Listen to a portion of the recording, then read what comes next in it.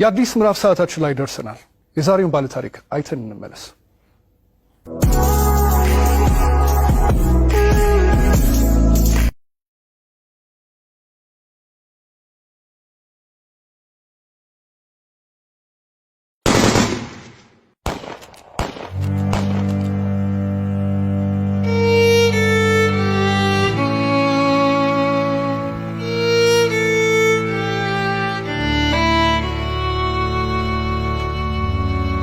ስሜ ብርቱካን እባላለሁ። ተወልጄ ያደኩት ስናን ወረዳ ነው። ከእናትና ከአባቴ የመጀመሪያ ልጅ እኔ ነኝ። እኔን እንደወለዱ ነው አጋጣሚ አባቴም ወደ መንትን ያለ የተሰደደው። እናቴ በህይወት ያረፈችው በወሊድ ምክንያት ነው። ከዛ በኋላ ምንድነው የተደረገው? አያቴ ጋር እንዳድግ ቆየው። ከአያቴ ጋር እየኖርኩ ያለ 8 አመት ሲሞላኝ ትንሽ እሷንም ይቸግራታል። እባካችሁ ልጅትን ለሰው ልስጥ እና ፈልጉልኝ ምናምን ትላቸዋለች እሷ ማለት ነው አያቴ አሉ። በ8 አመት ያስወጥተው ወሰዱኝ። ከዛ እሱ የሁለት ልጆች አባት ነው፣ አንድ ሴትና አንድ ወንድ እና እነሱን እያሳደኩኝ ልብስ የምሳጠብ የልጆችን ማለት ነው ካልሲ ያጥባለሁ፣ ወጥ እንድሰራ ሙያ እንድለማመድ እነሱ እያበረታታችኝ ሴትዮዋ ኢቭን በዓላት ራሱ ሲኖር ማንኛውንም ነገር ሲኖር ለልጆቹ ልብስ ሰርፕራይዝ ይገዛላቸዋል አውደ አመት ምናምን ሲመጣ። እኔ ደግሞ ሴትዮዋ ከምትለብሰው ልብስ ተቀድና ጣጣጣፋ ጥንጥዬ ነበርኩ። እንትን ብላ በመኪና እንኳን አይሰፋም፣ እቤት ነበር በመርፌ ተሰፋው ነበር። እሱን ለብሼ እሄዳለሁ። ጫማም የተወረቁ የወደቀውን ልጆች ተጠቅመው የጨረሱትን እሱን ሰወትት ምንስል የባለም እንደዛው እየተማርኩኝ እያለ የሆነ ደረጃ ተሸላሚ ሆንኩኝ። እስከ 8 ደረስኩ። ከ8ኛ ክፍል በኋላ የሆነ ስራ ምቢት ልብስ የሆነ እየጎረመስኩ ስመጣ ስራው እያያዘኝ ትምህርቱም እያያዘኝ እየከበደ ሲመጣ ስራዬን ለዲቱ ሙሉ ሰዓት አንተደላለሁ አልተኛም ነበር፣ 24 ሰዓት ነበር። ከዛ ዩኒቨርሲቲ እንታ 12ኛ ክፍል ጨረስኩ። 12ም ያው 392 አመጣው። ውጤት ከመጣ በኋላ ወደ ዩኒቨርሲቲ ተመደብኩኝ።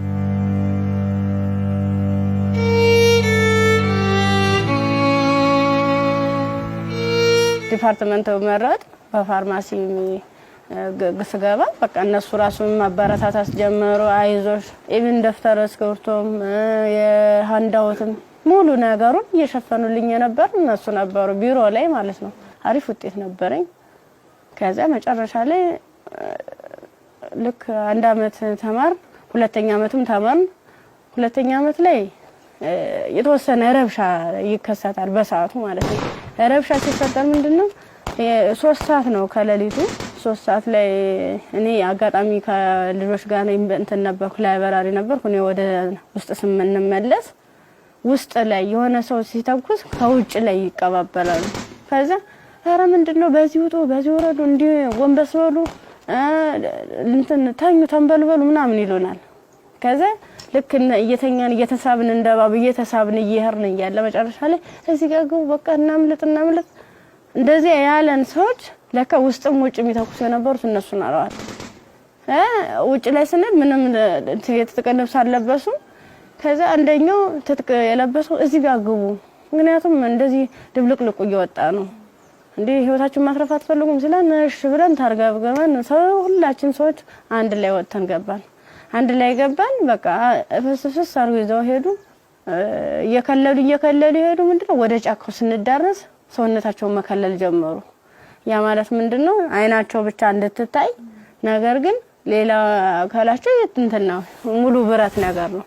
ስንገባ ምንድነው ኖርማል ወታደር ነበር። ግን እኔ ምን እዛው ላይ እየቀየሩን ምን ሰዓት እንደቀየሩ ማላየናቸው።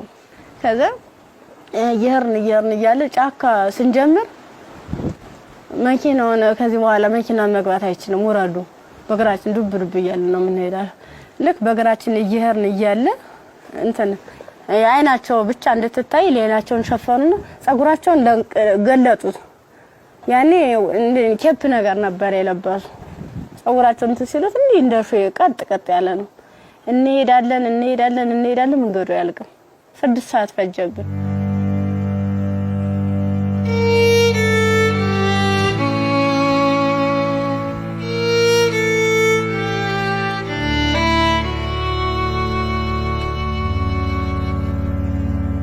መረስ አይቀርም ስንደርስ ምንም ነገር የለም ቤት የለም ምን የለም በቃ የሆነ ሜዳ ነገር አለ ትክክለኛ እንትን ማለት ነው አረንጓዴ ነገር አለ እዚህ ጋር ስፖርት ስሩ ይሄን ስልጠና መውሰድ አለባችሁ በዚህ ነው አሁን ያመጣናችሁ ምንድነው እናንተን ፈልገናችሁ ነው በቃ ለትጥቅ ስለፈለግናችሁ ስልጠናዎችን መውሰድ አለባችሁ መማር አለባችሁ ከዛ ሳናቸው ይዋን እያደር ትንፍስ እንዳትሉ እና ዳቦ ሲሰጡ እንደ ዳቦ ነው እንደ ንስ ይያሉ ነው እንደዚህ የሚወረውሩልን ማለት ነው አይጠጉንም ሁሉ ከዛ ይወረውሩልን እያነሳን እንበላለን ያው ሆድ አይደለም ይርበናል ምን ጠጣው ውሃ ስናጣ ደግሞ በለበስነው ልብስ እየዘፈዘፍን ምንጭ ነገር እናገኛለን ወራጇ ዝም ብሎ ቆሻሻ የተገደበ ነገር እናገኛለን እሱን ልብሳችንን እንዘፈዝፍና እንዲ ለመጥለቅም ስለሚቀፍ ልብሳችንን ዘፈዝፍና ልብሳችንን እየጫመቅን ነበር እንደዚህ ያንጠፈጠፍን ነበር ልብሳችንን እየመጠጥን ምንጠጣ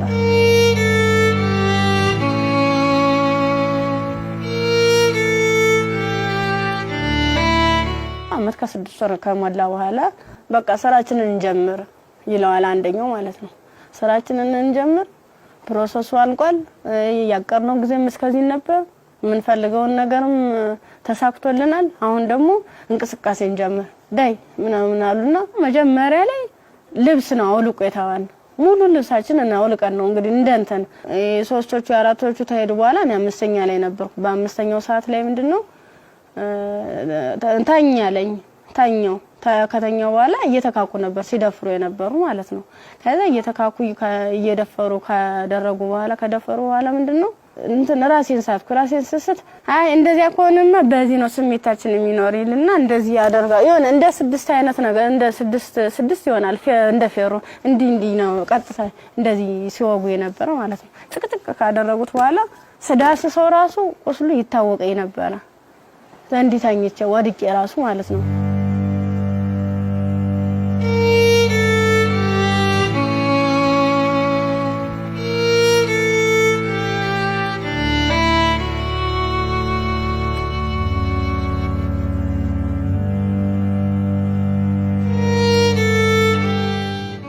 ካንገተ በላይ ደግሞ እንትን በምንድነው ጭንቅላቴ ነው ሁለት ሲመታኝ የኛው ተከፈተ ጭንቅላቴ ማለት ነው እንደዚህ ያድርገዋል ማለት ነው ሌላስ ምን ይሻላል ከዛ የሆነ እንትን የሚልም ነገር አለ ቢላ ማለት ነው በሱ ይፈቀፍቀዋል ጻጉሬን ማለት ነው ሲፈቀፍቅ እየደማ ነበር በዚህ ሚተለትላሉ እንደምላጭ አይነት ነገር ይዘዋል የሁሉ ትልትል ነው ይሄን ማህፀኔ ከተጨቀጨቀ በኋላ ምን ማለስተውስ ሜትታል ምን ሆነ ግን ምንድነው በስድስተኛ ቀና በየንተሰል ምንም ነገር የለም ከጎኔም ሬሳለ ከጎኔም ልጅ ተርትላለች በቃ ከሷ የተሻልኩ ስለሆነ የለበስኩትን አረቄን ልብሴን ሙሉ ጫርጋው ልቄ እንትን አሰርኩት ተንትኑ ጋር አጣብቂ አስሬ እየጎተትኩ ያ ማለት ምንድነው እኔ ሙሉ አካል ስላለኝ ነው ያንስ አድርጌ ነበር እየጎተትኩ ይተላቀስ ርያል በቃ አርቃንሽን ሆነሽ በጣም ነው የሚያሳዝነው ቁምጣ ነበረችኝ ቁምጣዬን ደግሞ ያላስለብሰኝ አለ ቁስሉ ማለት ነው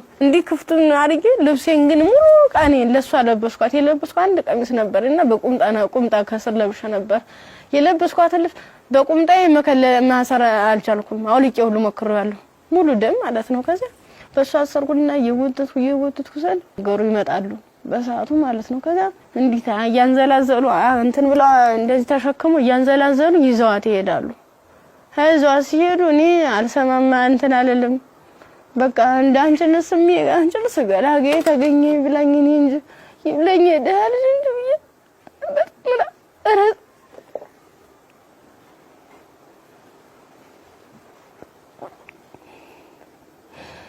ይብለኝ እኔ እንጂ ብዬ ያርኩኝ ከዛ ያርኩኝ አላቋርኩኝ ሀገሩን እየጠየ እንዳልጠየቅ ምኑን ልጠይቃቸው በቃ ውስጥ የተጨነቀው ሁሉ መጨረሻ ላይ ጫካውን ስጨርስ ከተማ አገኘሁ ከዛ አባቴ እኔ ምን ዩኒቨርሲቲ ተማሪ ነበርኩኝና ልብሴን አጋጣሚ ልብስ ለብሼ እጭ ሌባ ወስዶብኝ ነው እስኪ እባክህ ገዛልኝ አልኩት ስገዛለው 50 ብር ሚላ ሰናገኝ ከሱ ላይ 50 ብር ከፍሎ ልክ አንድ ጥቁር በጥቁር አይነት ነገር ነው እሷን አለበሰኝና በቃ ልጅሽ ሊሊ ብሎ ዩኒቨርሲቲ ሲሄድ ቀጥታ ዳይሬክተሩ ቢሮ ነው የገባሁት።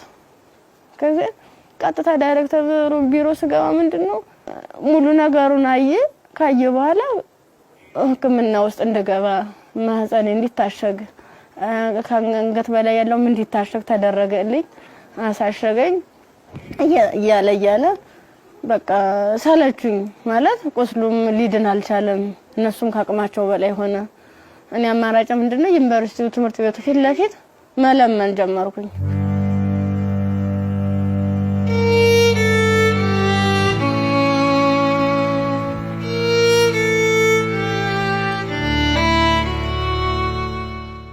እንደ ኢንፌክሽን ፈጥሯል መሰለኝ ብዙ ቀን ስለቆየው 6 ቀን ማለት ቀላል አይደለም። ያን እየቆራረጡ እያወጡ እያስተካከሉ እያጠቡ ሲሉ መጨረሻ የልብም ኬዝ እንዳለብኝ የታወቀም እዚያ ነው። ልክ በራሳቸው መኪና ነው ወስደውኝ አምጥተው እዚህ ጣሉኝ፣ አዲስ አበባ ማለት ነው። ከዛ አዲስ አበባ ሲጥሉኝ ምንድነው ወዴት ልሄድ በቃ ህይወት መስቀልቅል እንዳለብኝ እብድ ሆንኩኝ፣ አበርኩኝ። ከጊዮርጊስ ወደ ማርያም ሄድኩኝ። የማርያም ቀን ነው ልሄድ እስኪ ምናምን ብዬ ሰው በሚሄድበት እየተከተልኩ እዛ ስዕል ቅድስት ማርያም ይላል። እዚያ ቁጭ ብዬ እየለመንኩኝ ታገኘኛለችና ብር ትሰጠኛለች። 50 ብር ተሰጠች። በኋላ ምን ፈልገሽ ነው ምናምን አይዞሽ ምናምን አለችኝ። እኔ ኮሌጅ ተማሪ ነኝ እና በዚህ ረብሻ ምክንያት ነው እንደዚህ ተፈጠረው። እንዴት ላድርግ እንዴት ልሄድ ብለሽ አልኳት። የት ልሄድ ብለሽ ስላት አይ እንደዚህማ ከሆነ ክሊኒክ ጤና ጣቢያ እንውሰድሽ ብሎ ጤና ጣቢያ ሲሄድ የምጥ መርፌ ሰጡ። እስቲሽ አደረጉ። ከተወለደ በኋላ በጣም ራበኝ። በቃ ምኑን ላጥበው ማጣው ሳጣ ሲርበኝ ማዘር ተሬዛ ጋር መጣሁኝ። ምን ላድርግ አልኳት። በቃ ጨለመብኝ እባክሽ አስገብኝ ስላት ከጎንሽ አለን ብላ መድኃኒቶቹንም ያንዳንዱ የህክምና ክትትሎችን እያደረጉልኝ ውስጥ ላይ ከነሱ አቅም በላይ የሆነውን ሪፈራል ተጻፈልኝ። በረንዳ ላይ የነበርኩት ወደ ቤት እየተቀየረ ሰው ቤት ማደር ጀመርኩ። እያልኩኝ በእነሱ ጥረት በእነሱ ጥንካሬ በማዘር ተሬዛ ማለት ነው ለልጁም ሆነ ለኔ ህክምና ወጪዎችን ያንዳንዷን እየሸፈነች እሷ እንደ እናት ሆና እየመከረችኝ እያጽናናችኝ እንባዬን እያበሰችኝ ነበር። አንድ እሷ ናት።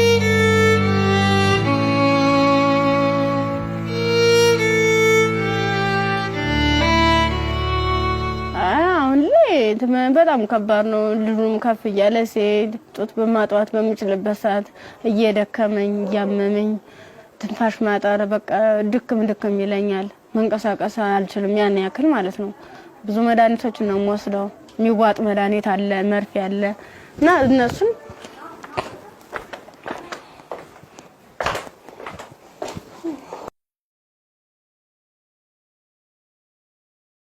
ይሄው እነዚህ ነው መድኃኒት እየወሰድኩ ያለ። በቃ እነዚህ የሚዋጥ መድኃኒት አለኝ፣ መርፌ አለኝ። ይሄን ነገር ነው እየወሰድኩ ያለው እና ይሄን መድኃኒት ስወስድ ደግሞ ለኔ የሆነ ማለት ምግብ ያስፈልገኛል። ምበላው መጠጣው የለም መታየት ነው። ደረቅ ኮቾሮ ነው። አሁን ቅድም እንደውም ሳዘጋጅ ነበር ኮቾሮ እዚህ አለ ዘርዝፌ ነው የነው ያለው። አሁን የራስ ብሏል። የዘፍዝፌው ስለቆየው ቅድም ነው እናንተ ቀረጻ ያዘጋጃችሁ ያለ የዘፈዘፍ ማለት ነው። የዘፈዘፍ ካለ በኋላ ለልጅ ምንድነው ፍትፍት አድርጌ እኔ የምበላታለሁ እሱም የሚበላት ይችል ነው እና ሙዝ ምናምን እገዛለታለሁ። ብስኩት መጠለያ ያስፈልገኛል። አሁን ያለበት ቤት ስፖንሰር አንድ ወር ከፍሎልኝ ነው ሄደ። ሌላውን ግን እየለመንኩ ነው ውጭ ላይ ማለት ነው። የሆነ ነገር ልጅውን ወደ 3 ወር አለፈው ሰው እንድንቆጣጣው ማለት ነው። መታጠቢያ ሳፋ የለም ብቻ ቃላት የለኝም። በቃ የድረሱልኝ ምን አንድም በቃ ወደ ፊትስ ምን አይነት ህይወት ነው የሚኖረው? ምንድነው የማደርገው? ለመናገር በጣም እየራበኝ ነው። በቃ ራበኝ አልቻልኩም።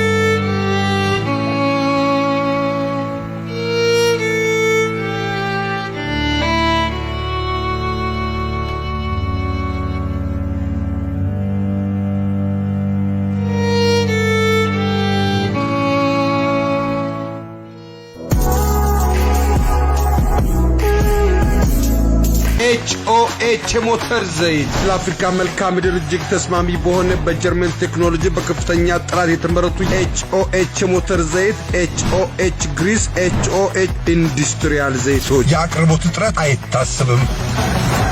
ኦቪድ ሪል ስቴት ልማትን ራዕዩ አድርጎ እጅግ ግዙፍ በሆነ ቦታ ላይ 60,000 መኖሪያ ቤቶች የሚገነቡበት ስማርት ከተማ ለቤት ፈላጊዎች ለማስረከብ 24/7 ሌት ተቀን በመስራት ላይ ይገኛል። ራዕያችን ልማት ነው።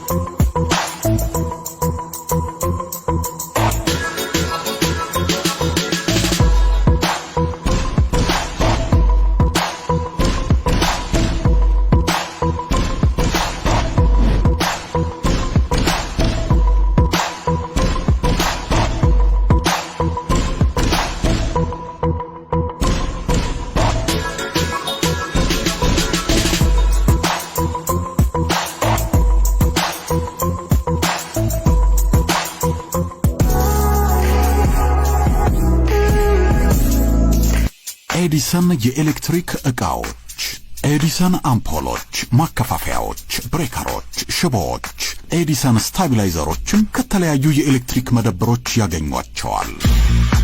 ኤዲሰን ታላቅ ስም። የብርቱካንን ታሪክ ነበር አይተን የተመለስነው። ከዚህ ቀደም ብዙ አይነት እንደዚህ አይነት ታሪኮች ተሰርተዋል። ግን ይሄ እውነት ከኢትዮጵያዊነት የወጣ ፍጹም ኢትዮጵያ ውስጥ ይሄ ነገር ሲያጋጥማል ወይ ብለን እንድናስብ ራሳችንን እንድንጠይቅ የት ነው ያለነው የቱ ጋር ደርሰናል ብለን ያየንበትም ታሪክ ነው። ብርቱካን በጣም ተስፋ የነበራት ለዓላማዋ ታግላ እዚህ ጋር የደረሰች ጎበዝ ጠንካራ ወጣት ተማሪ ነበረች። ከዛ በኋላ ግን የመጣባት ነገር የሚያሳዝን ነው።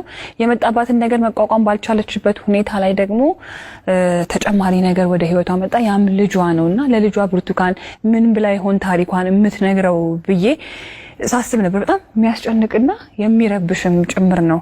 የሷም ህይወት ተበላሸ ስንል እንደገና ደግሞ ህፃን ልጅ ወደዚህ አምጥታለች። የዛ ህፃን ልጅ ተስፋውስ ምንድነው? ነገስ የሚመለስለት መልስ ምንድነው? ይሄ ልጅስ እንዴት አድርጎ ነው አድጎ ሀገርን የሚረከበው ብለን እንድንጠይቅ የሚያደርገንም ይመስለኛል። የብርቱካን ታሪክ በጣም ብዙ ሴቶች ላይ ያጋጥማል። ግን ደግሞ ይሄኛው የሚዘገንንና ለመስማትም ለጆሮም ለማየትም የሚቀፈው ነው ያገኘው። ያው ሰው ስትሆኚ ተፈተኛለሽ። አንዳንዴ የፈተናም አይነት አለው እንዴት ያለሽ በቃ በርግጥ ላያስችል አይሰጥም ይባላል። ግን ደግሞ አንዳንዴ ከመቻል በላይ የሚሆኑ ፈተናዎች አሉና እንደ ኢትዮጵያ እንደ ሀገር ደግሞ ስታስቡ እንደዚህ አይነት ሁኔታ የሚደረግበት ማህበረሰብ ውስጥ ነው እንደ ያለ ነው። በምን አይነት ሁኔታ ነው ህይወታችንን እየመራን ያለ ነው የሚለው ራሱ ሌላ ጥያቄ ነውና በጣም ከባድ ነው። የብርቱካን ቪዲዮንም ቁጭ ብዬ ሳየው እውነት ለመናገር አንደበት የለኝም። ከአእምሮ በላይ ነው። እጅግ በጣም የሚሰቀጥጥና የሚዘገንን ከመሆኑ ብዛት የተነሳ ጭራሽ እንደውም ፊልም ነው እንዴ አክቲንግ ነው እንዴ የሚያስብል ሁላ። ምክንያቱም ያው ብዙ ሆረር ፊልሞችን እንሰማለን፣ ግን የእውነት መሬት ላይ የወረደ እንደዚህ በዚህ ልክ የሚሰማ ነውር ሁላ አለ ወይ እስከ ማለትም ድረስ አለና ብርቱካን እንግዲህ ስቱዲዮ ውስጥ ትገኛለች። አብረን ቆመን እንቀበላለን። እንኳን ደህና መጣሽ። እንኳን ደህና መጣሽ። አረፍ በይ። እንዴት ብርቱካን? እንኳን ደህና መጣሽ። በጣም ነው የምታምሪው። በጣም ቆንጆ ከለሯ ራሱ እንዴት እንደሚያምር። ያው ዩኒቨርሲቲ ስንሄድ ሁላችንም የምናስበው ነገር አለ አይደል? ቤተሰብ ጋር ያለው ደስታ አለ፣ ስትሄጂ የምትዘጋጁ ዝግጅት አለ። ከሄድሽ በኋላ ደግሞ ያው ቤተሰብ ነው ገንዘብ የሚልከው የምፈልገው ነገር። ያን ጊዜ እንዴት አሳለፍሽው? ስትሄጂስ እንዴት ነበረ? ስሄድ 300 ብር ነው የተሰጠኝ። ያ ማለት ያንቺ 300 ብር የሆነ ቦታ ላይ ትላካለች ማለት አይደለም፣ አድርሶ የሚመልሰኝ ነው። አመት ሙሉ የሚዘልቅ ማለት ነው። ጓደኞቼ በፕሌን ጓደኞቼ በመኪና እየተመላለሱ በዓላትን ሲውሉ እኔ ግን ለአንድ አመት ተውሎ 300 ብር ነው ካልኩሌት ተደርጎ ይሰጠኝ ነበር። ስንት ነበር ትራንስፖርቱ? 150 ብር ነበር መሄጃው።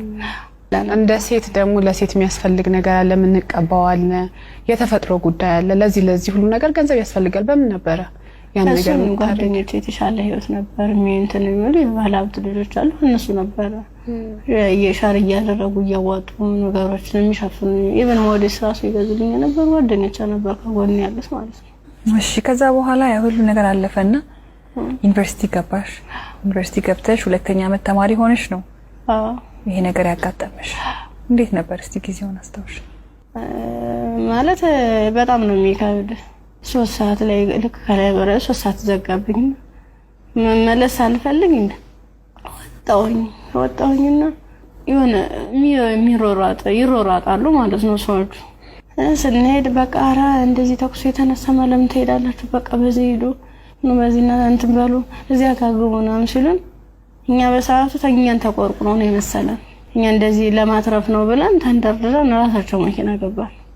የነሱ መኪና ምን እንደሆነ ረብሻ የሚፈጥሩ ሰዎች በመጡበት መኪና። አዎ ከፍተ ነው ከኋላ 1 አመት ከ6 ወር ነው እዚያ የቆየነው ጫካ ውስጥ ምንም ነገር ሳይፈጠር። አመት ከ6 ወር ምን ነበር የሚሏችሁ? ትጥቅ ነው ልንቀየራችሁ ነው ትታጠቃላችሁ፣ አለበለዚያ ያሰብነው አለ እሱ እንሰራለን አብረን ምን ይሆናል እያሉ። የት ነበርስ የምታድሩት? እዚህ ውጭ ላይ ነው። ብዙ ጊዜ ዛፍ ነበር እንዲታከልል እንትን ማለት ነበር። እዛ በምትሆኑበት ጊዜ በተለይ ለሴቶች አስቸጋሪ ሁኔታ የንጽህና መጠበቂያ ማግኘት ነው። ያንንስ እንዴት ነበር የምታሳልፉት? የምን ንጽህና መጠበቂያ ነው? በቃ ዝም ብለን ስናክ ነበር የምንውለው። ከ1 አመት ከ6 ወር በኋላ ምንድነው የተፈጠረው? መጨረሻችን ላይ ሰልፍ አሳለፉን። እርቃናችንን አውልቀው ልብሳችንን ካወለቁ በኋላ ሰልፍ አስያዙ። እኔ አጋጣሚ ከ5ኛ አካባቢ ላይ ነበርኩኝ። ግንኙነት ከተደረገ በኋላ እንዲህ ሲጨቀጭቁ ራሱ በፌሮ ሲወጉ አላስታውስም። ደንዝዟል ሰውነት። ምን ያህል ሰው እንደተደረገ አላውቅም። በ6ኛ ቀን ስነቃ እንደ ማወላ ነው የሚፈሰው። እሷ ደግሞ አንድ አካል ስለጎደላት ምንድነው አማራጭ? የለበስኩትን ልብስ አውልቄ ለሷ ነገሮቿን አስሬ ነው ቅፋን እየወተትኩ ጀመር ጀመርኩ። እንዳላዝላት አልችላትም። ከዛ አብረን ነው ቆመን ሄደው አንቺን እኮ ትችሻለህ ደም ስትለኝ እንዲሁ ነው ሁለት አካለ ስንኩል ማን ይቀበለናል አልኳት። እንግዲህ ማንም ቢሆን እንደዚህ ደም እየፈሰሰ እንደዚህ ምድሩ ሁሉ ጨልሞብኝ ነገ ወደ የተሻለ ህይወት አገኛለሁ ብዬ ነገ ወደ ጥሩ ቦታ ደርሳለሁ ብዬ አሰብኩት ይልል በቃ መጨረሻው እንደዚህ ሲያመር እንደዚህ ሲሆን በጣም ከፋኝ።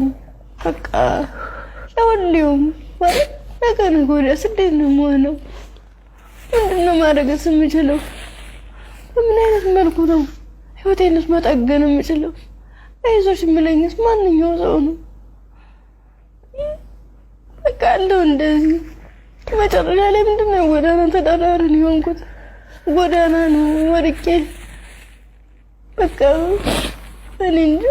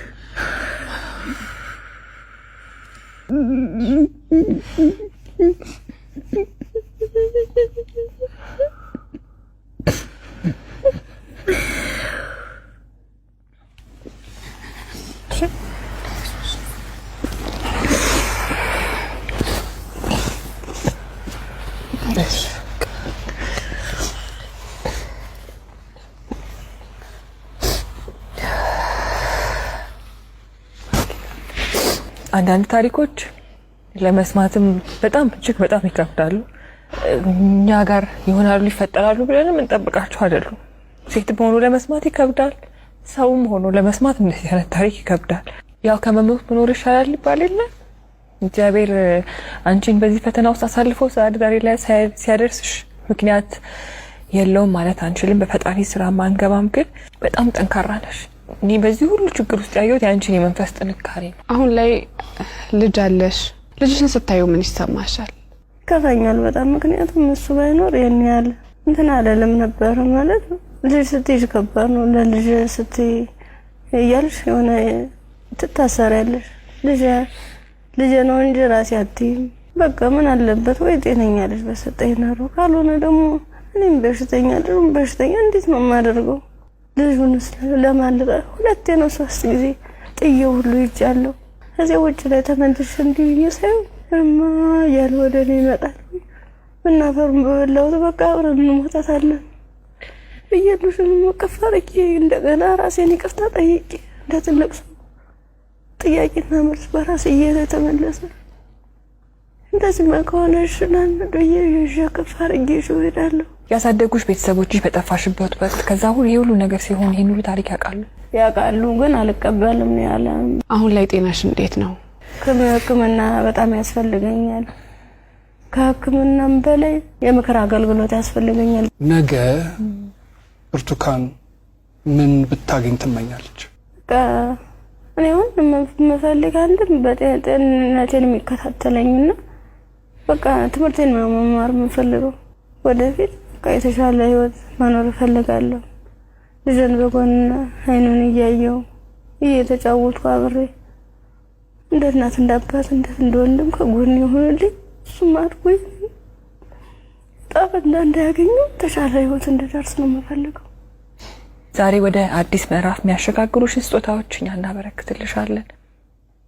እንግዲህ ብርቱካን በጣም ብቻሽን በከባድ ሁኔታ ልጅሽን እያሳደግሽ ነው የምትገኘው። በመሰረታዊነት በመጀመሪያ የሚያስፈልግሽ ደግሞ የቤት ኪራይ ድጋፍ ነው። ኢቢኤስ ቴሌቪዥን ይሄንን ስለሚያምን ደግሞ የ1 አመት ያለምንም ሀሳብ ከልጅሽ ጋር ሆነሽ ራስሽን እስክትቋቋሚ ድረስ የ1 አመት የቤት ኪራይ ይሸፍንልሻል። ሌላው እንግዲህ እኔም በጣም ተርቤያለሁ። ልጄንም ለማጥባት ደግሞ መብላት አለብኝ። ካልበለው ደግሞ ወተት የለም ጡቴ ብለሻል። እውነት ነው። እናት ስንሆን ደግሞ የበላነው ሁሉ ደግሞ ወደ ልጃችን ነውና መብላት፣ ራስን መጠበቅ ራብ መጥፎ ነው ይባላል። እውነትም መጥፎ ነው በጣም። ስለዚህ የ6 ወር አስቤዛ ደግሞ ኢቢኤስ ይሸፍንልሻል። ከቤት ኪራይና ከአስቤዛ በተጨማሪ ደግሞ የልብስ ማጠቢያ ማሽን ኢቢኤስ ቴሌቪዥን ያበረክትልሻል። በጣም ትምህርትሽን ትወጃለሽ፣ መማር ትፈልጊያለሽ፣ መለወጥ ትፈልጊያለሽ። ባላሰብሽው ባልጠበቅሽው ሁኔታ ከትምህርትሽ ገበታ ወደ ኋላ ቀርተሻል። ያኔት ኮሌጅ ደግሞ በመረጥሽው በፋርማሲ ሊሆን ይችላል፣ በነርሲንግ እንዲሁም ደግሞ በላብራቶሪ ቴክኒሻንነት 2 ቅርንጫፎች አሉ። ከሁለቱ በአንዱ ቅርንጫፍ መርጠሽ ትምህርትሽን እንድትከታተይ ትምህርት ቤት ወጪሽን ሙሉ በሙሉ ይሸፍንልሻል። እኛም ህልምሽ ተሳክቶ ስትመረቂ ደግሞ ለመምጣት ያብቃል። አሜን። ሌላው ደግሞ የሰው ልጅ ሁሉ ነገር ለማድረግ ጤናው ነው ቅድሚያው ነገርና ብርቱካን የልብ ኬዝም አለባት፣ እንዲሁም ልጇም እንደዚሁ ሕክምና ያስፈልገዋል። ከምንም ነገር በላይ ደግሞ የሳይኮሎጂ ባለሙያዎች እንደዚሁ የሚያዩ ይኖራሉና የሕክምና ድጋፍ ያስፈልጋታል በተለያየ አይነት መንገድ። የልብም እንደዚሁ የሳይኮሎጂም የልጇም ጤናም ጭምር ማለት ነውና በዚህ ላይ ደግሞ ድጋፋችሁ እንድታደርጉ እንላለንኛ። እንዲሁም ደግሞ ሀገር ውስጥም ከሀገር ውጭም ያላችሁ መልካም ደጋግ ኢትዮጵያውያን ይሄን ፕሮግራም የምትከታተሉ እንግዲህ መቼም ዝም እንደማትሉ ፍጹም እምነታችን ነው። ከብርቱካን ጎን ነን የምትሉ በዚህ አድራሻዋ ልታገኟት ትችላላችሁ። በቃ ሙሉ ነገር ላደረጋችሁልኝ ገዛ ላደረጋችሁልኝ ሁሉ ነገር ከልብ አመሰግናለሁ። ኢቢኤስ ቴሌቪዥንም እድሜ ጤና ይስጥልን። በጣም ነው ማመሰግነው። እወዳችኋለሁ፣ አከብራችኋለሁ። ነገ ወደ ደግሞ የኔ ህይወት ተሳክቶ የኔ ግብ መጥቼ እናንተ መጥቼ እዚህ ውስጥ ማስደስተበት ቀን ይናፍቀኛል። ደግሞ አደርገዋለሁ። እናምናለን እኛ። የአዲስ ምዕራፍ ሰዓታችን ይህን ይመስል ነበረ። እሑድም በኢቢኤስ ይቀጥላል። መልካም ጊዜ።